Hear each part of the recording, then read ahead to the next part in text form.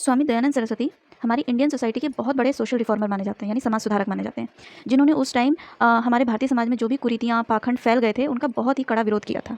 हमारे समाज में रूढ़िवादिता, कुरीतियाँ, पाखंड, अंधविश्वास इन सब के बढ़ने का सिर्फ एकमात्र कारण था शिक्षा का अभाव। लोगों के पास शिक्षा की कमी हो चुकी थी उस वक्त।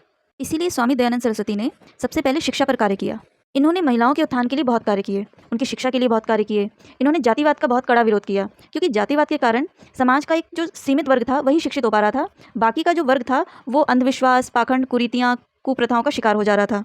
इन्होंने वैदिक शिक्षा का प्रचार प्रसार किया है, क्योंकि ये वेदों पे विश्वास रखते थे और इनका मानना था कि हमें जो सही ज्ञान है वो वेदों से ही प्राप्त हो सकता है। अब जबकि ये खुद एक तार्किक विचारधारा के व्यक्ति थे, इसीलिए इन्होंने वेदों को भी तार्किक रूप से पढ़ना शुरू किया और वेदों का ज्ञान भी तार्किक रूप से ही ग्रहण किया। इनका मुख्य उद्देश्य था समाज में वैदिक शिक्षा का प्रचार प्रसार करना, लेकिन तार्किक आधार पर। इनका एक बहुत ही फेमस स्लोगन है, गो बैक टू वेदास, यानी वेदों की ओर लौटो।